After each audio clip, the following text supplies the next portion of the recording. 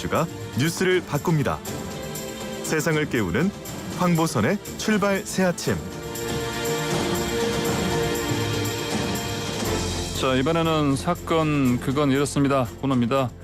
그 대구에서 그 10대 여성이 옷이 벗겨진 상태로 사망한 채 발견됐고요. 근데 이거에 대해서 경찰이 타살 혐의 좀 없다 이런 소견을 내놓으니까 재수사 촉구하는 청와대 국민청원도 나왔고, 또 한강에서는 지적 장애인 시신이 발견됐는데 그 수면제 성분이 검출됐고요.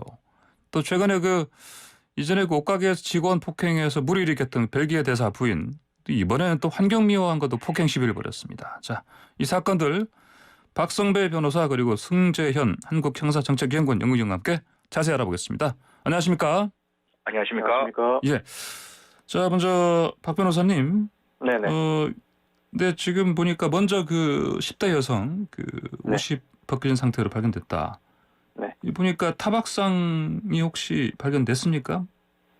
이 경찰에 따르면 지난 1일 오전 5시 2분경에 18세 여성 A씨와 19세 여성 B씨가 중구 포정동의 한 오피스텔 옥상에서 건물 옆 공터로 추락해 숨졌습니다. 경찰과 소방당국이 현장에 도착했을 때 두 사람 모두 숨진 상태였고, 경찰 조사 결과 이들은 서로 친분이 없는 사이로 SNS를 통해서 만난 것으로 확인됐습니다. 이 현장 감식과 CCTV 분석 결과 두 사람 모두 해당 오피스텔 건물 옥상에서 추락한 것으로 보고 있고, 건물 옥상으로 올라갈 당시에 두 사람 모두 상하의를 착용하고 있었고, 이 중 한 명의 하의가 칠부 바지였는데 추락 과정에서 벗겨졌을 것으로 경찰은 추정하고 있습니다.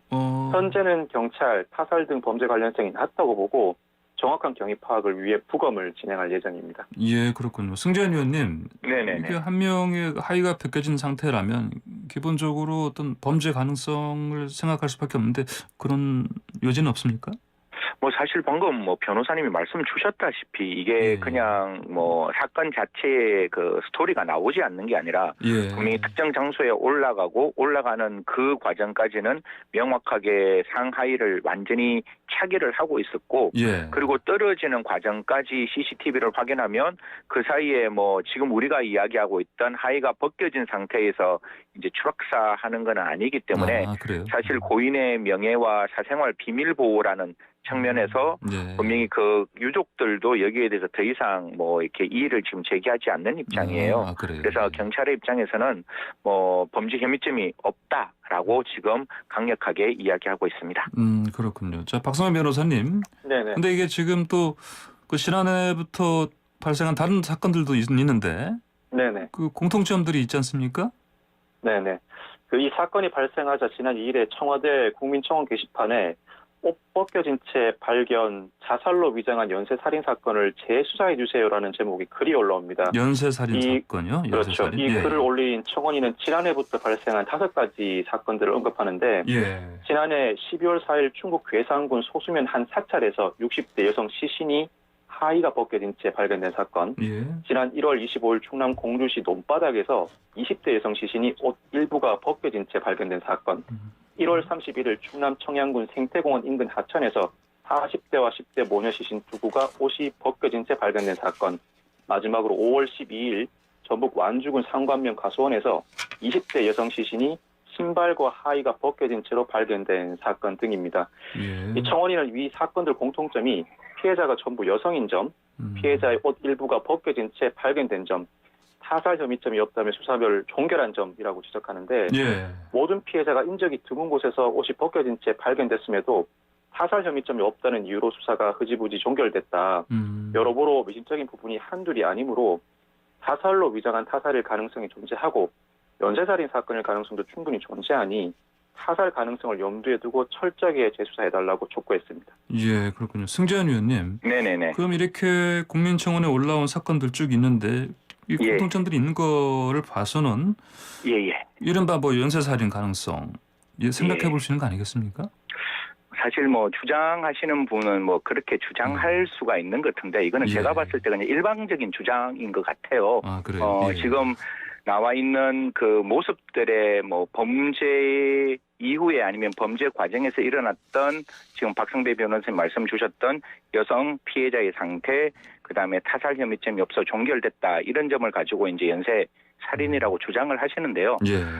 연쇄 살인이 되려면 세 가지의 그러니까 특징이 있어요. 그 특징 중에 하나가 연쇄 살인범은 고의성을 가지고 경량성을 가지고 일정 기간을 지나서 그냥 일정 시간을 두고 살해를 하는 경우에 있어서 우리는 연쇄 살인범이라고 하는데 그럼 연쇄 살인범의 특징을 보면 고의범이기 때문에 자기 자신이 살해를 한다는 아침에 뭐 청취자분들은 좀 죄송스러운데 조금만 제가 이 부분은 설명을 좀 드리겠습니다. 그 살해를 하는 과정에서 자기가 살인을 한다는 점에 있어서 약간의 희열을 느끼는 사람들이기 때문에 연쇄적으로 살인을 진행하는 것이고 또 제가 경량성을 두고 있기 때문에 분명히 자기 범죄가 일정 부분 자기가 행위한 것이라고 표시될 수 있는 시그너처를 남기는데요. 이런 경우에서 첫 번째 살인사건이 가장 그 다음에 일어나는 살인사건과 관계지어서 가장 중요한 것인데 첫 번째 아마 일어나는 게 방금 변호사님이 말씀 주신 작년 12월 4일 충북 사찰에서 60대 여성이 이제 극단적인 선택을 하는 모습을 보고 있는데요. 저도 이 사건 조금 찾아봤을 때 이 사건에서 이제 뭐 하의가 벗겨졌다는 점이 저는 언론을 통해서 어떻게 나왔는지는 모르겠지만 경찰청에서 이러한 어떤 범죄 수법을 구체적으로 설명하지는 않았다는 느낌이 들어서 일단 그 부분에 대해서 첫 번째 사건이 극단적인 선택이 아니라 살인 사건이라고 보일 만한 외견상의 충분하고 명백한 증거는 없었어요. 또 뿐만 아니라 지금 이 1년에 5건의 사건에 있어서 사실 피해자 유족들이 이게 살인사건이라고 이의를 제기한 것은 없는 점으로 보인다라는 것과 국과수의 부검이라든가 현장 감식이라든가 이런 점을 보면 타살의 혐의가 없다라고 나오는데 연쇄살인범 같으면 타살의 혐의가 없는 극단적인 선택으로 사건을 꾸밀 이유가 없는 거거든요. 이게 내 살해 요구의 발로로 나타나는 거기 때문에 이게 허지부지 덮일 사건으로 내버려 두는 게 아니라 이게 적극적으로 살인사건이라는 게 언론에서 집중적으로 조명이 되어야 되는데 그게 제가 봤을 때는 기존에 있던 연쇄살인범과 좀 다르다는 것과 또 가장 대표적인 것은 이런 부분에 있어서 물론 그 창원인의 입장에서는 굉장히 심각하고 중요한 사건이고 반드시 밝혀져야 되는 사건이라고 볼지 모르지만 극단적인 선택은 분명히 제가 말씀드리지만 가장 중요한 것은 고인의 명예고 사생활의 비밀의 보호라는 점이 있다라고 생각합니다. 그래서 이런 점이 사실상 오히려 드러남으로써 그 고인에 대한 명예와 사생활이 침해될 가능성도 있고 유족들이 이의를 제기하지 않는 이상 이런 부분이 청원인의 주장으로 다시금 수사가 된다든지 그런 부분은 좀 경찰에서 굉장히 신중하게 판단해야 된다라는 말씀드리겠습니다. 예, 그렇군요. 자, 방금 말씀하신 것처럼 이제 국민청원 이게 10만 명 넘게 되면은 이거 내용을 좀 봐야 되지 않습니까? 박성미 변호사님. 네네. 예, 재수사 가능성은 뭐 있다 볼 수 있나요? 기본적으로 각 사건에 타살 혐의점이 존재해야 합니다. 예를 들면 이 사건의 경우에 여성 2명 외에도 누군가가 건물 옥상을 오간 정황이 있거나 두 여성 중 일방이 누군가로부터 사주를 받은 정황이 있거나 그렇지 않다면 여성들에게 다른 범죄를 시도한 정황 등이 발견되어야 합니다. 그 외에도 범행 대상의 유사성이라든가 범행 수법의 유사성, 살인 범행 과정에서 또 다른 범행을 유사하게 시도한 흔적 등이 발견되어야 타살 혐의점이 있다고 평가할 수 있는데 타살 혐의점이 현재로서는 드러나 있지 않은 것 같습니다. 반대로 범죄 단서가 뚜렷이 나타나지 않는다고 하더라도 사고사나 극단적 선택이 합리적 의심 없이 설명되는가는 한 번쯤 점검해 볼 필요가 있습니다. 예를 들어 사망한 이들의 평소 건강 상태가 어땠고 사고 위험성이 높은 장소였는가, 일상생활과 신경 변화의 정황 등이 있는가 등이 사고사 또는 극단적 선택을 매끄럽게 설명해 주는가는 점검해 볼 필요가 있다는 것입니다. 여러 사람들이 합리적 의심을 제기한다면 이 여러 사건들을 묶어서 그 유사성에 주목해 점검해 볼 필요는 있고 현재로서는 연쇄살인 가능성이 저도 상당히 낮아 보이긴 합니다만 각 지방경찰청 간 협조를 통해서 강력범죄 가능성을 한 번쯤은 체크해 볼 필요는 있어 보입니다. 예, 알겠습니다. 자, 다음 사건 넘어가죠. 승재현 의원님. 네네. 지적 장애가 있는 동생 실종됐다고 경찰에 신고했던 그 친형. 예, 맞습니다. 예. 긴급 체포됐죠? 예, 사실 제일 처음에는 이제 그 동생을 직접장애인 동생을 감금했다라는 측면에서 이제 긴급 체포를 했는데요. 다들 아시겠다시피 그 직접장애인 동생이 이제 그 죽어서 사망한 상태로 발견되었기 때문에 첫 번째 구속영장을 발부할 때는 신속하게 범죄 소명이 필요해서 유기죄로 구속영장을 발부했는데요. 이제 부검 결과에 따라서 그 직접장애인 동생의 체내에서 수면제 성분도 나왔고 그 수면제 성분이 단순하게 나온 것이 아니라 이 형이 컴퓨터나 기타 휴대폰을 통해서 수면제를 검색했을 뿐만 아니라 지인으로부터 다량의 수면제를 복용했다, 구입했다라는 점, 또 경찰의 입장에서는 언론의 이야기를 조금 종합해 보면 제가 봤을 때는 명확하고 결정적인 그리고 중요한 증거가 발견되는 듯하게 보입니다. 그래서 오늘 이제 검찰로 송치할 때 살인죄로 죄명을 바꾸어서 송치할 것이다. 이렇게 이야기하고 있습니다. 예, 알겠습니다. 박성 변호사님. 네네. 이게 이제 시신에서 수면제 성분 발견된 게 이게 중요한 단서라고 해야 되겠죠?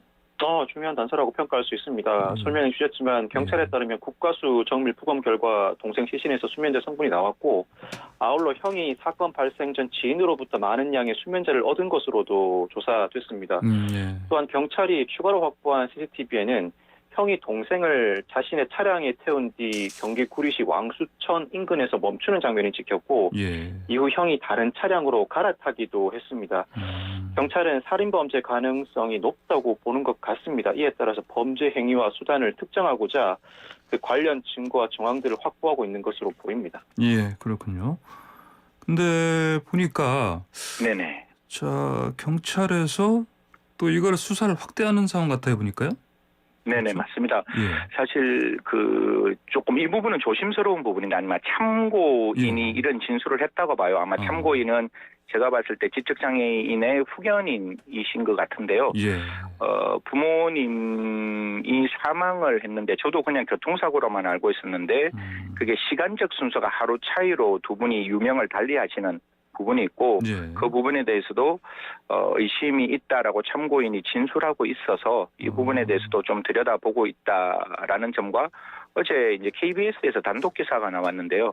사실 범죄에서 가장 중요한 거는 범죄 동기인데 이런 범죄 동기가 40억에 대한 유산 상속뿐만 아니라 그 친형이라는 사람이 동생의 재산 중 1,700만 원을 세 차례에 걸쳐서 인출하고 그 인출했는 부분에 대해서 후견인이 소송을 제기해서 법원에서도 1,700만 원과 이자를 갚아라라는 이야기가 나와 있기 때문에 아마 형과 그 지적장애인 동생 사이에는 재산적 분쟁이 계속적으로 지속적으로 반복적으로 일어난 정황이 있고 이 정황은 살인에 있어서 유력한 동기가 되지 않을까 그렇게 생각을 합니다. 그렇군요. 박 변호사님께서도 충분히 지금 뭐 살해 동기 이런 것들을 추정해 볼 수 있다 이렇게 생각하십니까?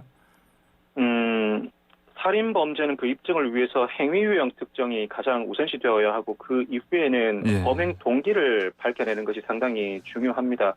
이 사건에서 유산을 두고 다툼을 벌였다는 정황은 범행 동기로서 충분히 기능할 수가 있습니다.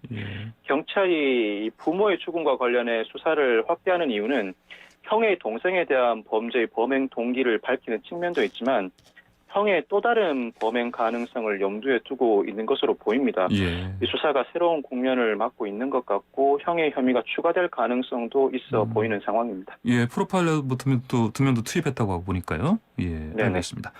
자, 다음으로 그 주한 벨기에 대사 부인이요. 그게 지난 4월이었죠. 옷가게에서 직원들 폭행했었는데 또 다른 폭행 사건들이 됐다. 이건 이번엔 또 환경 미화하고 그런 거죠?